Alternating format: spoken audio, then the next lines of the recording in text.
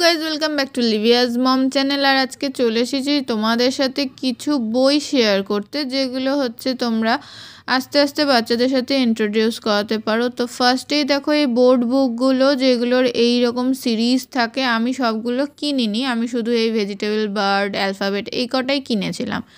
তো এইগুলো দিয়ে তোমরা ইন্ট্রোডিউস করতে পারো ফার্স্টে।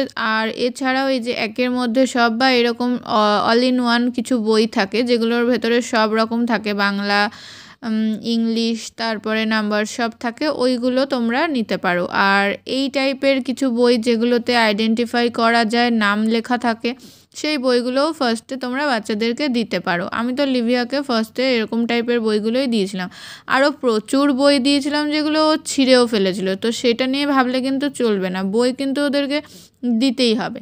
আর তারপর যখন আস্তে আস্তে বুঝতে শিখলো, তখন এই বোর্ড রাইমস বুকটাও কিনে দিয়েছিলাম। এটাও শক্ত, এইগুলোরও এই যে এতগুলো সিরিজ হয় সব কিছু কিনিনি, শুধু এই রাইমসের বইটাই দিয়েছিলাম। আর বাংলাতেও এরকম বোর্ড বুক আমি পাইনি বলে পাতলায় ছড়া বইগুলো কিনে দিয়েছিলাম। এগুলোও তাই মানে অর্ধেক তো ছিঁড়ে ভুড়েই কোথায় চলে গেছে। যাই হোক, তারপর যখন আরেকটু বড় হলো, বুঝতে শিখলো কিছুটা, মানে ওই মোটামুটি যখন 2 বছর বয়স, তখন এই টাইপের পাতলা পাতলা স্টোরি বুকগুলো কিনেছিলাম। এই যে এইগুলো সিরিজ, এই বইটাও ওর ছিল, এখন হারিয়ে গেছে বা ছিঁড়ে ফেলেছে। যাই হোক, এগুলোর ভেতরেও একটা গল্পকে 1 লাইন 1 লাইন করে পুরোটা বইটা কভার করা থাকে।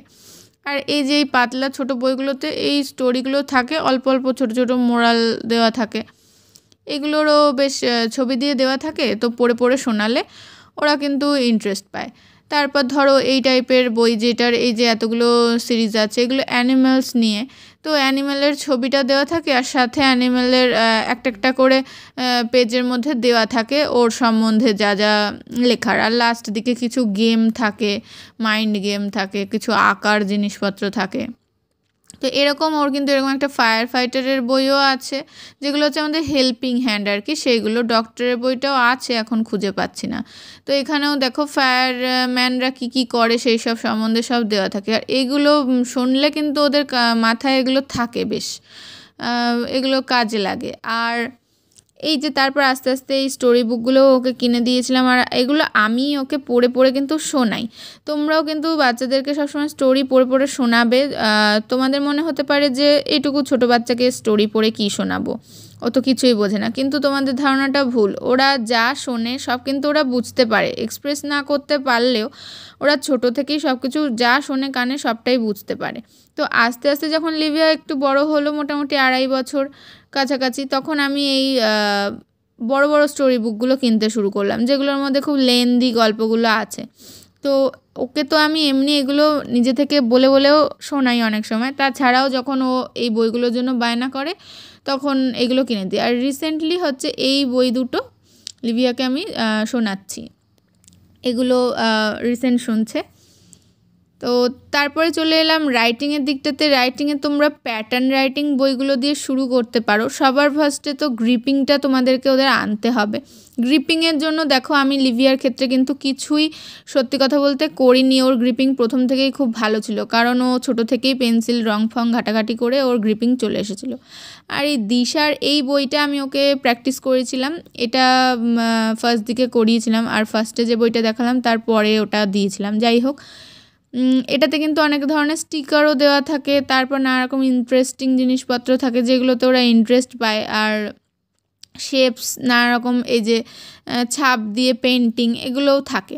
তো এই বইটা আমার মোটামুটি খুব ভালোই লেগেছে। এটা যতই মানে 3 থেকে 4 এজের জন্য হোক, তার আগেও দিতে পারো, আমি তো দিয়েছি।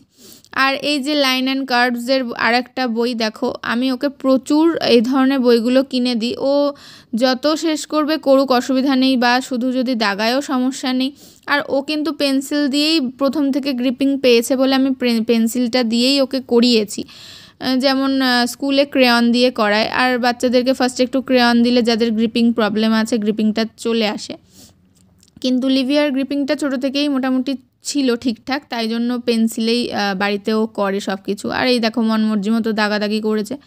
এই বইগুলোও আমি যখন যখন বেরোই, যেখান থেকে পারি, সবসময় ওকে বই এনে দেওয়ার চেষ্টা করি, তাতে ওর একটা বইয়ের প্রতি ঝোঁকও আছে। আর এই যে বাংলার জিরো বইটা আমি নিয়ে নিয়েছি। যদিও বাংলাটা আমি ওকে মানে প্রচুর চেষ্টা করেও এখনও গ্রিপিং আনতে পারছি না। বাংলাটা একটু ওর কাছে কঠিন লাগে না কি লাগে আমি জানি না, কিন্তু আমি চেষ্টা সবসময় করছি আর করবও সবটাই ওকে শেখানোর। আর এই নাম্বারসের বইটা রিসেন্টলি এনে দিয়েছি, কারণ এখন নাম্বারসগুলো মোটামুটি লিখতে শিখেছে, তো এইগুলো এখন করছে। আর এই বইটা সরস্বতী পুজোয় এনে দিলাম, যে এখনও মোটামুটি ওয়ার্ডগুলো বোঝে। তো এখানে দেখো প্রত্যেকটা অ্যালফাবেটের যেগুলো অনেকগুলো করে ওয়ার্ড তৈরি করা যায় সেই রকম দেওয়া আছে, তো এইগুলো আস্তে আস্তে পড়াবো।